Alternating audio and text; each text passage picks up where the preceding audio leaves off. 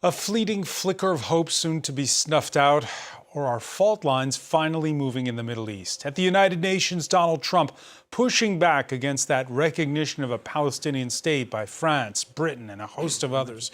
The U.S. president condemning the move and instead blaming all on Hamas. Has he, by the way, given up on his Gaza Riviera scheme? What is the alternative to a two-state solution? Already Monday, French President Emmanuel Macron laid out steps while Indonesian President Prabowo Subianto volunteered peacekeepers once the guns go silent.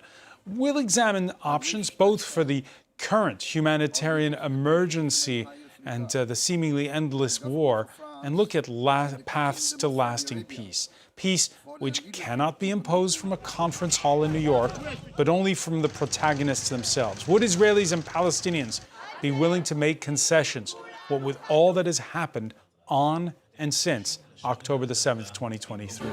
Today in the France 24 debate, we're asking what next for that French-led diplomatic push. With us from New York, where it's all happening, John Linden, Executive Director for the Alliance for Middle East Peace, which brings together activists and civil society groups from across the Israel-Palestine divide. Thank you for being with us. Good to be with you. From the Brittany seaside port of Saint-Malo, former French ambassador to Lebanon, Patrice Paoli, who's been among those vocally calling for a French and European diplomatic push. Thanks for joining us. Thank you, Francois, for inviting me. Pleasure to be with you. Shannon Seban is a municipal councillor from the Paris suburb of Rosny-sous-Bois, chair of Emmanuel Macron's Renaissance Party for the Seine-Saint-Denis department. Welcome back to the show. Thank you. And it's good to see Eberhard Kimmler, research professor at the French Political Science Institute, Sciences Po. And your upcoming latest book is called States Under Stress, Explaining Resilience in the Middle East. Thank you for having me. Good to see you. You can always listen, that's right, listen to the France 24 debate wherever podcasts are streamed. Monday, at the same United Nations General Assembly that voted the 1947 partition of Palestine, came this. For peace between the Israeli people and the Palestinian people, I declare that France today recognizes the state of Palestine. Yes, after months of build-up, France and a host of other nations recognizing Palestine at a conference on a two-state solution co-chaired with Saudi Arabia. The rebuttal, well, it came from the U.S. president at the same rostrum on Tuesday. Unfortunately, Hamas has repeatedly rejected reasonable offers to make peace. We can't forget October 7th, can we? Now, as if to encourage continued conflict, some of this body is seeking to unilaterally recognize a Palestinian state. The rewards would be too great for Hamas terrorists for their atrocities. John Linden, that was almost all that he said during a speech that lasted roughly an hour. And that went off on other topics. Is it game over for all those efforts that were put into that Monday conference? No, it's funny, we kind of tried to process the meaning of this with some diplomats shortly after this speech this morning. And the relative consensus amongst those I've spoken to is actually it's perhaps encouraging that President Trump didn't spend more time on the issue of recognition. And I can tell you here in New York, it is without a doubt the most prevalent theme that diplomats are talking about this week. So for him to dedicate only a number of small sentences within an hour to this issue, I think suggests potentially an ambiguous position around it. If you look at the US responses around recognition to date, most of them have been coming from Secretary Rubio, the Secretary of State, the National Security Advisor, and other members of the administration, rather than President Trump himself. And I think that ambiguity, we know from the president, is sometimes something he likes to play with. So whilst he's said that it's unhelpful, he didn't go on a tirade about it. And we do know that there's going to be a high stakes meeting between Prime Minister Netanyahu and President Trump on Monday, where I think we'll learn much more about what the settled position of the administration is. And I think also, you mentioned it in your introduction, this really feels like a fork in the road. We're at the last chance saloon for a two-state solution. sort of formula put forward by President Macron and Crown Prince Mohammed bin Salman, this provides us with an image, a future of peace, self-determination, regional integration for Israel, security for both peoples. Down the other path, which I think really people need to reckon with, is the escalation of this war, the forced displacement of Palestinians in Gaza, potentially the annexation of the West Bank, and further cycles of trauma. So the stakes are incredibly high. And I hope that President Trump understands that his position on this can really determine which path Israelis and Palestinians go down. Wow, Patrice Paoli, do you also see the glass, I guess you could say, 3/4 full, the way John Lyndon does? Well, I don't know, but what I would say is that, first of all, it's a good move. It's time this decision was made in order to show beyond what John described as the emergency now, which is to stop the war, stop the bloodshed, free the hostages, and well, cease fire and cease the bloodshed, is to give an image, the headway, what are we heading for? And it's a two-state solution, which is the best possible option today. What are the other options? And we had a debate about this recently. I don't see what the other options are. So show that we want two states, recognizing the rights of both sides. And it's important to give this, open this door, to show where we should lead to through political efforts. Go back to the political option to negotiation. So I think it's a good step forward, and it was followed, or many states took the same decision at the same time: Australia, Canada, the United Kingdom. It didn't seem obvious at first, but this is a great move forward. So I think it's important to build on it. But again, as John just mentioned, the first emergency, and I think that President Macron was quite clear about that also, is to stop the war now, stop the bloodshed, and free the hostages. Stop the bloodshed now, free the hostages. We heard the U.S. president say it's all up to Hamas. What is your reaction? No, it's not only up to Hamas. There were negotiations going on. There are two parties negotiating. The negotiators were the people who were representing Hamas were attacked in Qatar. So that was a blow to the possibility of having an agreement on a ceasefire and hostages. So not taking this into account is just ignoring the reality. The reality is that it's not only Hamas, it's not a reward for Hamas. I think that you need negotiations to negotiate. You need to have two negotiating teams. And I think that is what was going on and what has stopped. And so I think that we have to go back again to negotiating. There were agreements on the table. There were propositions made also by the United States on an agreement. So I think that there is still a possibility, and that this should be done through negotiations. I want to talk about those U.S. proposals, but first just go around the room and your reaction, Shannon Seban, to what Donald Trump's answer to Emmanuel Macron. To be clear on that, I do support the idea of a Palestinian state. I do support the idea of a two-state solution. Because I believe in a future where two people, Israeli and Palestinian, can live side by side in peace, security, and dignity. But recognition is not just a statement or a declaration. It must follow a process with clear steps and conditions. And at the moment, I don't think that recognizing a Palestinian state will be a path to peace, because it's rewarding Hamas, it's rewarding a terrorist organization that massacred civilians on October 7, 2023, and it's normalizing terrorism as a way to achieve your diplomatic goals. And I do think that we are now at a milestone, and I just would like to remind those who are listening to us tonight that the common fight that all democratic values must follow is to eliminate and to eradicate Hamas. Hamas is the evil. Hamas is a global terrorist organization, very well organized, and they don't want peace. They want war. The UK Prime Minister recognized that Palestinian state, saying this is what Hamas does not want, recognition of a Palestinian state. What they want is a state of endless war. And what's really clear from Hamas is that they just want to massacre civilians. I just would like to remind those who are listening to us that Hamas is censoring journalists. Hamas oppresses women. Hamas terrorizes LGBT people who are living under fears. They are like damaging Palestinians' rights themselves. That's the reality. And I'm pretty convinced that the recognition of a Palestinian state right now, under these conditions, whereas you don't have a Palestinian authority which is legitimate, whereas you still have innocents that are kept as hostages by Hamas in Gaza, you cannot build peace.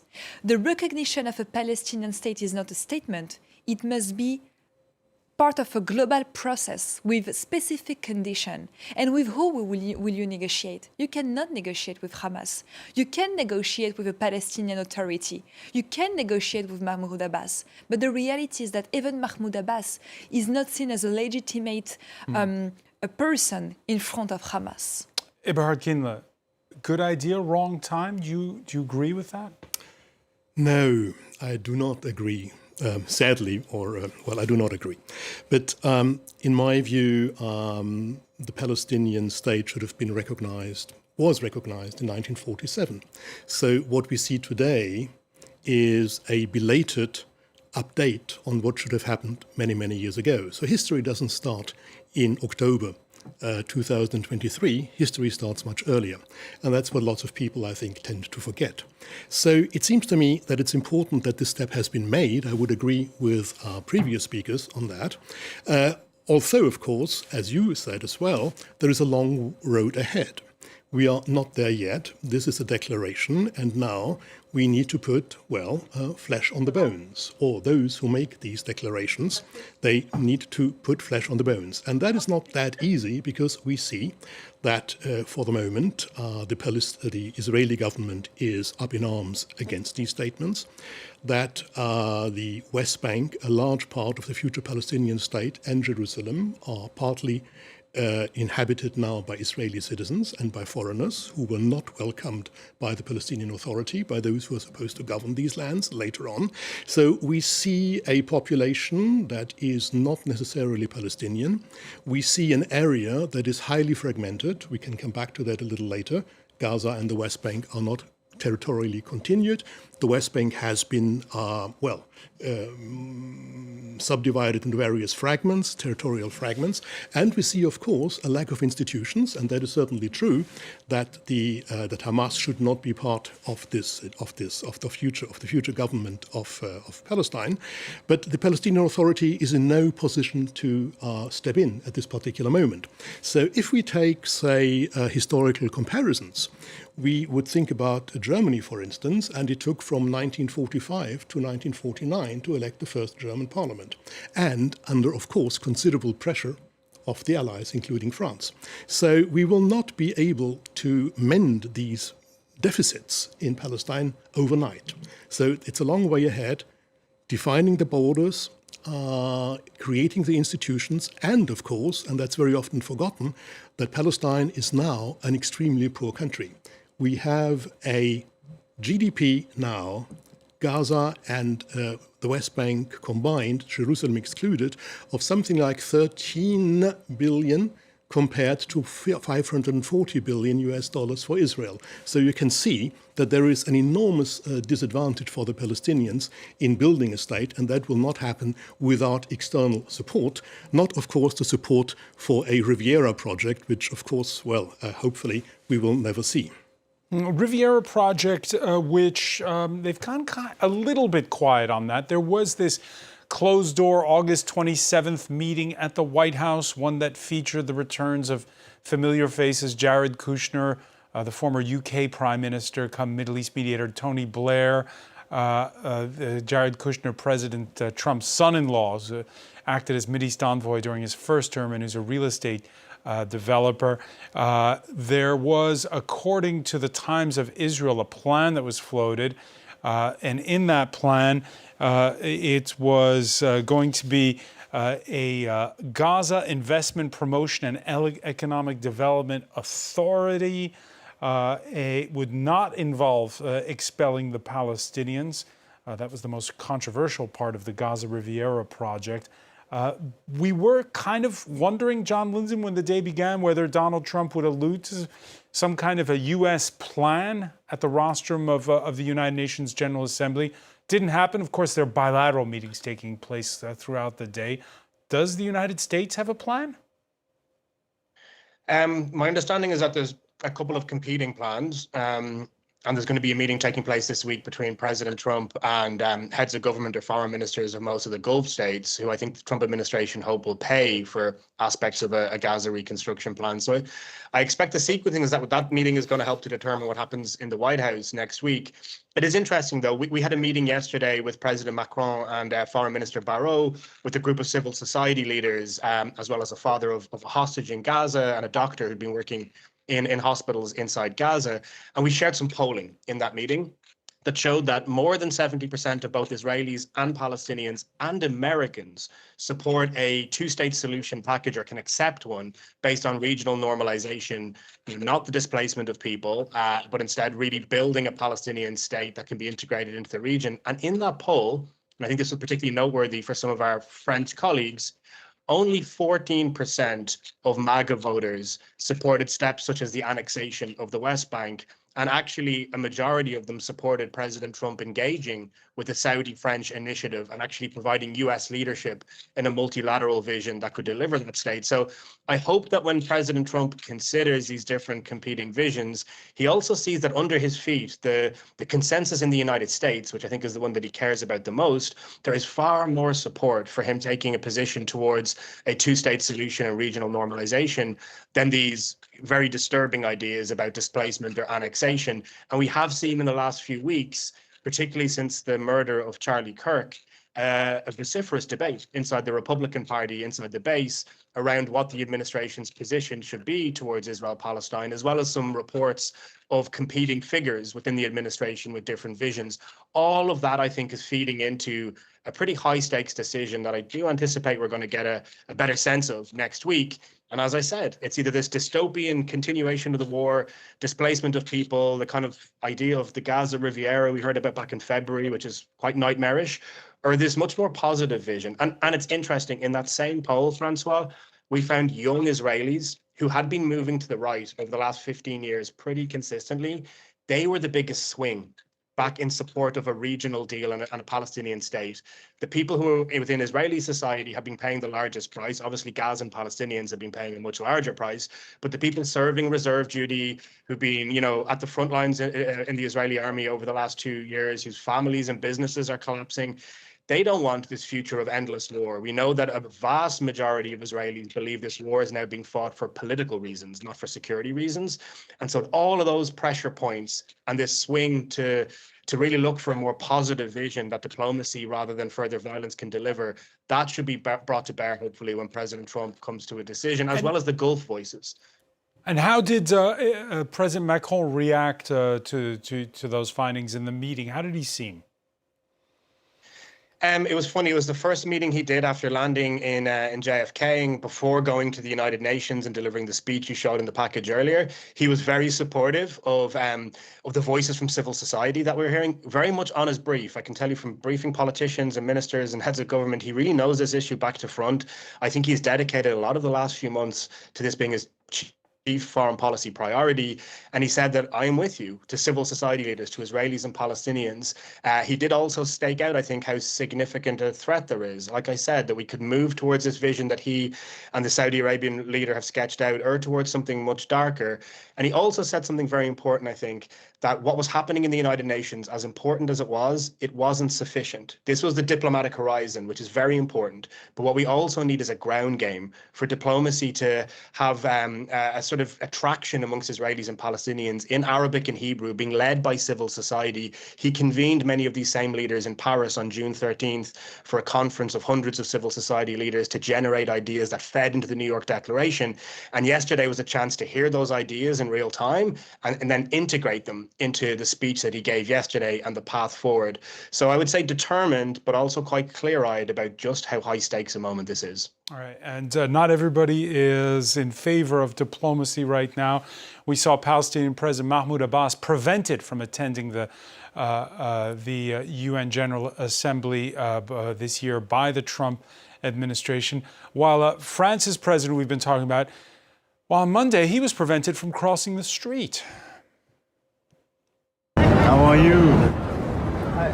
Guess what?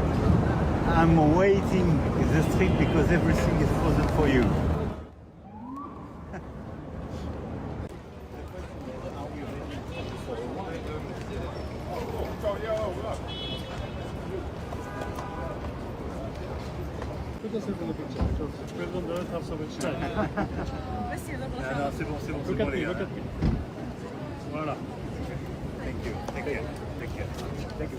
Yeah, Emmanuel Macron, who called Donald Trump to try to get past that police line. The officer would not let him go, and there instead he posed for photos, got a kiss on the head by that New Yorker as he was walking down the street. Patrice Paoli, we earlier heard Donald Trump complain of prompters that don't work and escalators that don't work at the United Nations. What are your thoughts on Emmanuel Macron having to do a 30-minute walk around on Monday, and what that says? Actually, I served in New York in the French delegation to the United Nations, and at some point, when you have lots of heads of state, and in particular the American head of state in the streets in New York, it's very difficult. It's what they call the gridlock, and it's difficult to go around. I would like to come back on some things I've heard in our conversation earlier. First of all, I don't see how promoting the two-state solution can be a reward for Hamas. This is, for me, a question I don't see the answer to that. I think that pushing forward a negotiated solution is the right way. And it's putting aside Hamas, as was said very clearly by President Macron yesterday. Second, we have to present things as they are, realities, facts. Who is denying the rights of the Palestinian people to have a state? We see policies led by a very extremist government now, with the Smotrich, Ben Gvir ministers who are promoting racist, ethnic cleansing and so on, in the West Bank, in Gaza, and Prime Minister Benjamin Netanyahu denying the right of Palestinians to have a state. He said, no, not in our life, we will see a Palestinian state in the West Bank. So who is negating the rights of others today? We need to be very clear on the fact that we need two sides to negotiate, but we need also to bring about this two-state solution, as was said by John earlier, in Israeli society as well. There were former governments in Israel who were in favor of two-state solution. I think this is what we have to promote. So we have to go back to the diplomatic path, to the negotiated solution. And we also have to go back to one very important reference for us as France. I'm not in government anymore, but as France, as Europe, which is international law. When international law is not respected, we have to take measures.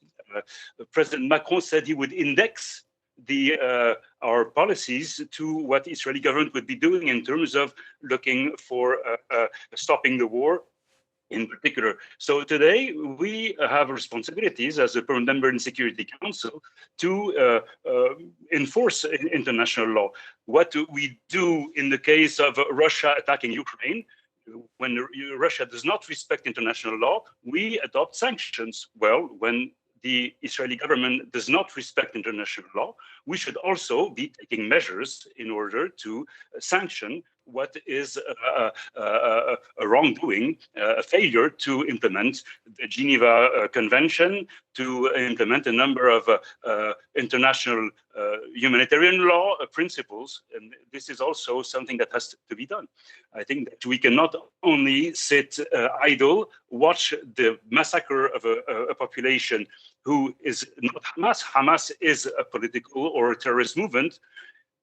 It is not the case of the Palestinian people. Those people have to be recognized in their dignity and their rights. And I think that recognizing the Palestinian state is precisely doing this. You have rights, and we want to have the rights of Israel to live in peace. We have the right of Palestinians to live in a state in peace. So this is what we have to come back to. And asking the question of knowing if we can do something with or without President Trump, I think that the answer is you should never stop.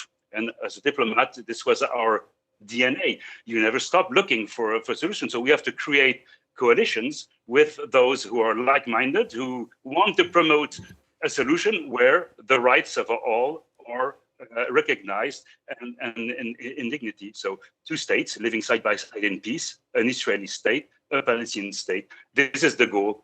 And now, in order to reach this, we have to be able also to put pressure on the parties to do so.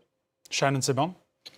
I mean, to be fully honest, of course, I do agree with what Mr. Paoli is saying. I do agree with you, Mr. Paoli, and you are right when you tell that we, of course, need to recognize the right of Palestinian people to exist. But there is a fact behind that, is that 156 UN member states have recognized Palestine. And has that changed anything on the ground? Not at all. The reality is that you cannot recognize a state just for the sake of recognizing a state. You need to negotiate with a legitimate counterpart. And as I told you earlier, what do we have in front of us? It's Hamas. And we need to be very clear on this. We cannot negotiate with Hamas. And let's have a look at the Hamas charter. In their Article 18 and 19, they deny the very right of Israel to exist. They don't want peace. They want Israel to be destroyed. But public opinion is watching what's going on with land grabs in the West Bank, with the systematic destruction of Gaza, and they say, what can we do to make this stop? We have to... So I don't want us, I don't want France, I don't want some countries to recognize the Palestinian states after what happened on October 7, 2023. To be fully honest with you, I had the chance and the opportunity to travel quite a lot in Israel. I went to Kibbutz Be'eri, I went to Festival Nova, and I saw the horror. And I saw what this terrorist organization made to these families, to these young people that have like life behind us, in front of them. They have they were only like 20 years old at some point. They destroyed families. They are not legitimate actors with who you can negotiate. And I cannot understand that today in our society in 2025, we can still have some people that consider that recognizing a Palestinian state right now will be a path to peace. It's not. It's not. Because the mindset of Hamas is to destroy Israel. How can you say that this is a way in order to bring peace? Whereas we do not have, for now, even Arab countries that recognize the right of Israel to exist. That's an issue. We don't have all the necessary and the necessary condition in order to bring peace. And I think that we can also speak to this later because the issue is also about France. But what I can see today in my country, in France, is particularly preoccupying. We were talking about this off record, but what we have right now is that we do have some political party that are using this conflict in order to gain voters among a certain But John Linden was talking about polling and that's earlier. particularly preoccupying. John Linden was talking about polling earlier. Young people from across the board are watching what's happened. There was huge sympathy for Israel on October 7th. Of course. And that sympathy, now that we're at 60,000 plus Palestinian civilians killed, has waned. You have in front of you a woman, a young woman, who is deeply committed in order to bring peace in the region. And I want to bring peace. But do you understand why that sympathy for Israel has waned over 2 years? Definitely, because when you look at what's happening now in Gaza, of course it's particularly preoccupying.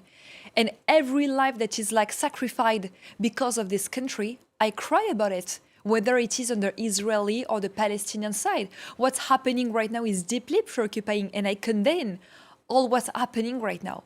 But there are two different topics. On the one hand, you have the fact that we need to eradicate Hamas. And as the world was united in order to fight ISIS, the international community now must unite against Hamas. And that should be our absolute priority. Of course, we need to recognize the Palestinian rights. Of course, and that's much needed. But on the other side, and at the same time, we also need to build an international coalition in order to eradicate Hamas once and for all. That's the absolute priority. If we continue to give Hamas some grants, as we did right now, by giving them the opportunity to be rewarded with the recognition of the Palestinian state, we won't find a solution at the end. Eberhard Kindle, at this point in time, you heard Patrice Paoli's impassioned plea saying you have to continue to try, even when you have odds against you. At this point in time, your thoughts on whether this initiative will keep the conversation going on diplomacy, at least? Well, very much so. I think it will keep the conversation going. I hope not only the conversation, because I really think that something needs to happen on the ground and that indeed one needs to support the creation of a Palestinian state. Now, what I don't understand is that the creation of a Palestinian state, or the recognition, rather, for the moment, of a Palestinian state, is playing into the hands of Hamas. I don't see this point at all. That would mean that Hamas, that we take Hamas as the representative of the Palestinian people as such. And we know that Palestine, like many other places, are extremely plural politically. So Hamas may have won the elections in 2006, but we don't know what happened in the meantime. There have been no elections, which is, of course, a major issue. But I will not dwell on that. I think we should not confuse the recognition of a Palestinian state with a reward for Hamas. It's maybe a reward for Palestinians, who have indeed hoped to have such a state since 1947, and some of them even earlier. So once again, we are only acting today, basically, what should have been acted a long time ago. I don't see this connection at all. Now, the Palestinian... Sorry, if I may continue. Of course, but I mean, I just would like to... May I or may I not? Of course, let's go. So why do you interrupt me? No, because I just wanted to make people understand that something happened on October 7, 2023. Yes, and of course. We are and lots of recognizing things happened before. Palestine. As I said earlier, history doesn't start on the 7th of October 2023. History has we have a much longer view of history. There have been numerous atrocities on both sides, on the Palestinian side, on the Israeli side, throughout history. Look at the daily lives of people in the occupied territories. Look at all these issues. Look at the 60,000 or more dead now. We can, of course, count deaths on one side or the other. We shouldn't do that. But clearly, there has been violence on both sides. And the best way to remove that violence, to get over that violence, is clearly to create a political forum, which is a state in which these issues can be debated. All right, so John Linden, let me ask you about this, because this is one of the things that you've been working on with your organization at this point.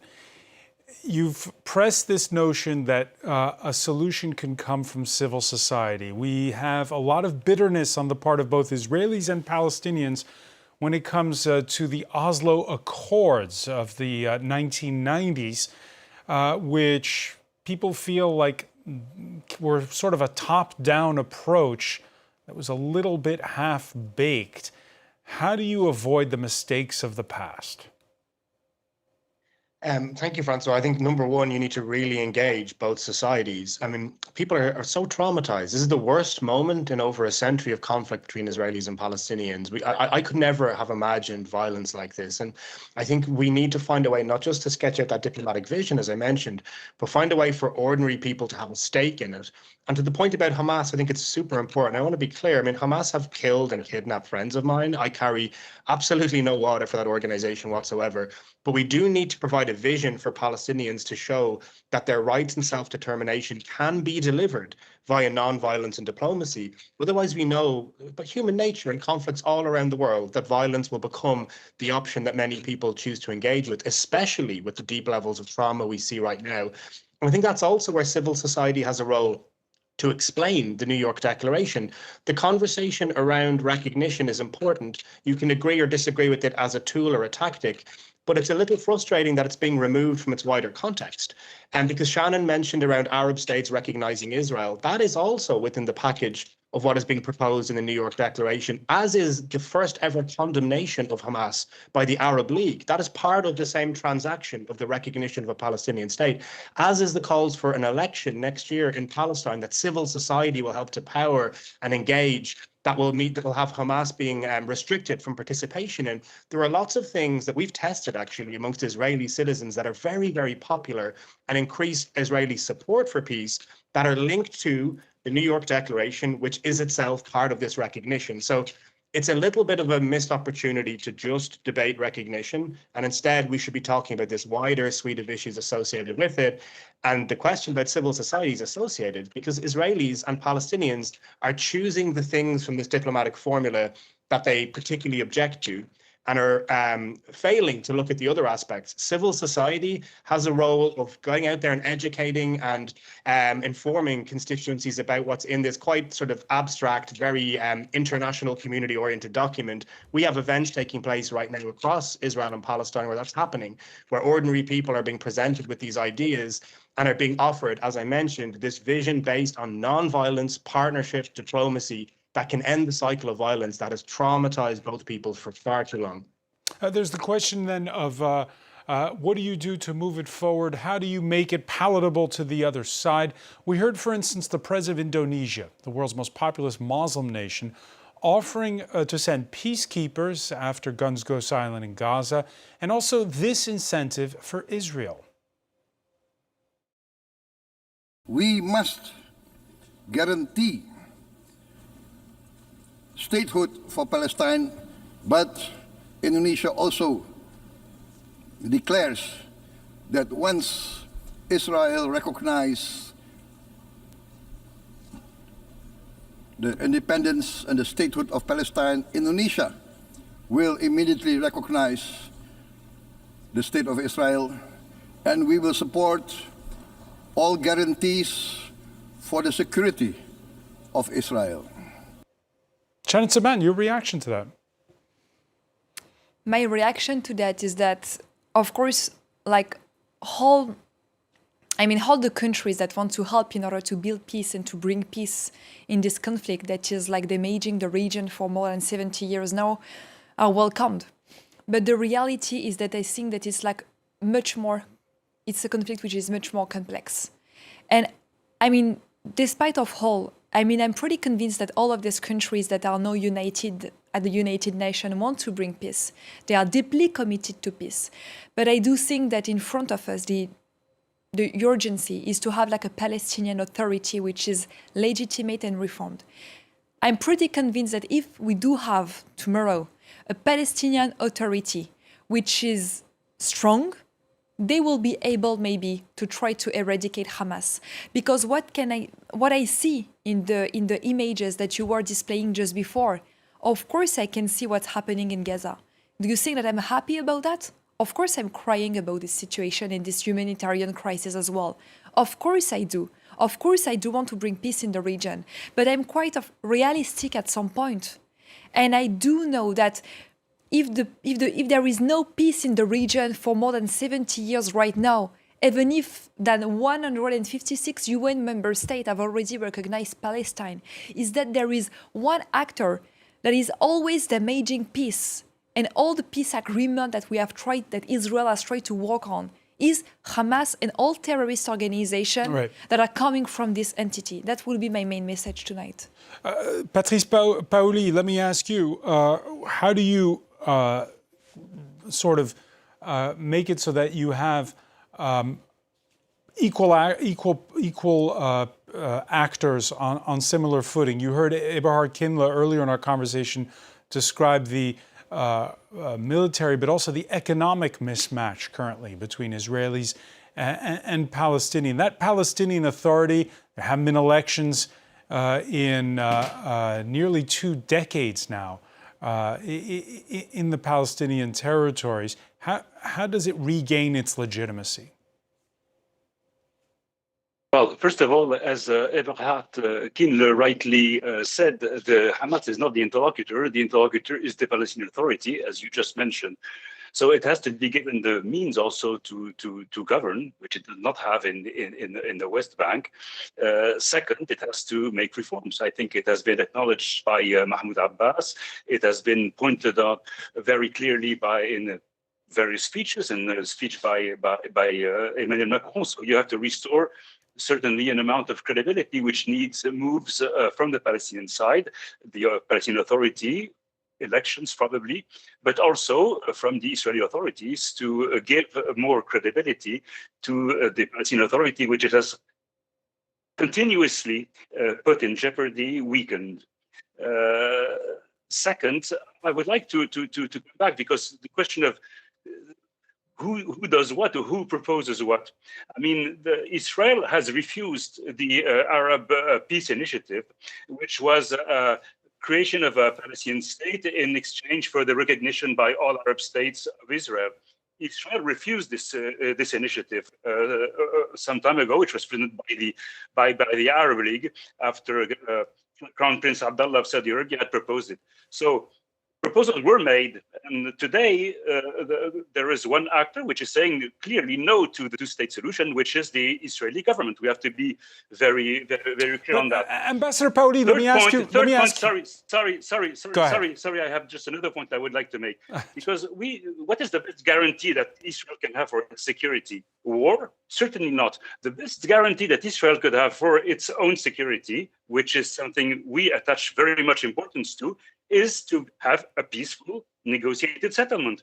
That means to have two states, and it would be the best guarantee for Israel itself. The situation we are seeing now is not a guarantee for the future of Israel. It's not waging war at large, which will guarantee the security of Israel. I wanted to ask you, because this was a Franco-Saudi conference, and the Crown Prince of Saudi Arabia, he sent his foreign minister. He didn't even participate by video link, although he was scheduled to join Donald Trump by video link today. What does that tell you? I don't know. I don't know how to interpret that. I don't have any clues on this. Probably, well, his Minister of Foreign Affairs said quite clearly what Saudi Arabia had to say. I think that the fact that it's a Franco-Saudi initiative is clear. Nothing else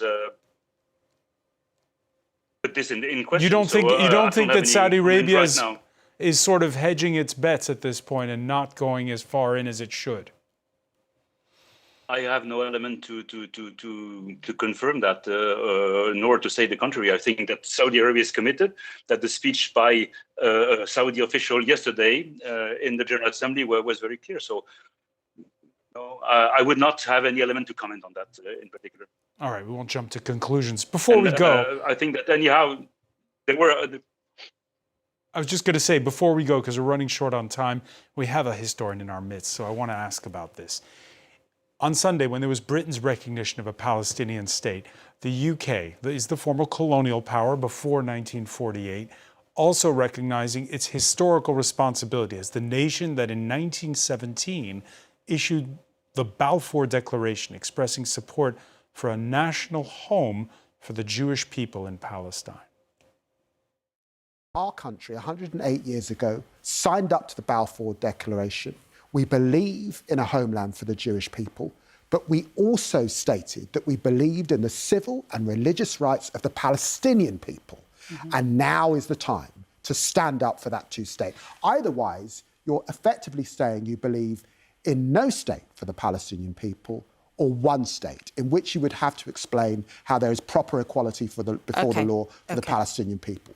Eberhard Kenley, what's the responsibility of the former colonial powers? By the way, France wasn't far at the time. In Syria and what's now Syria and Lebanon. But it's definitely the British who called the shots in Palestine. That's certainly true, up to a point.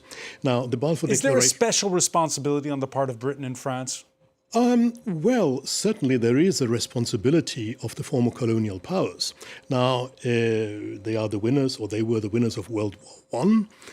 They split up the Middle East. Now, Britain was lucky or unlucky to get Palestine, or appropriated itself Palestine, historical Palestine. the area which today is roughly the area today which corresponds to the present state of Israel and to the West Bank and Gaza. Now, they were not very happy with it ultimately, because the Balfour Declaration, as was pointed out earlier by the British Foreign Secretary, indeed speaks of both people. The Balfour Declaration is, in a sense, even-handed, because it mentions a national home for the Jewish people in Palestine, but also the rights of the Palestinians to live in that area. And then, of course, we have various sort of developments later on, immigration into Palestine. And is that history, or is that a document we can refer to today? Well, yes, you can refer to the Balfour Declaration, of course, yes, and you can refer to various. I mean, there is a huge historiography of Palestine and of Israel and of the Israeli-Palestinian conflict. So there is no shortage of that. Yeah. So, well, the British didn't manage to handle this sort of, you might say, either even-handedness or this ambiguity, and ultimately, with, in a sense, the help of World War II, when British forces were extremely stretched, well, the British there, like elsewhere, didn't manage to run the colonial empire anymore, and they were completely unable to run that conflict, emerging conflict, between Jewish immigrants from Europe to Palestine, especially before World War II, and then during and after World War II, and the rights and duties they would have had vis-à-vis the Palestinians. And then they left it to the United Nations in 1947, and we have the two-state solution, which is still in voted, suspense for now. Which was voted. Now we're unfortunately running short on time. We are running out of time. But so let's stay at 1947. So it was 1947 when the two-state solution came first onto and here we are in 2025. Eberhard, well, a little bit late, perhaps. I want to thank you. I want to thank Shannon Saban. I also want to thank John Linden for being with us from New York. Patrice Paoli from Saint-Malo, thank you for being with us here in the France 24 debate.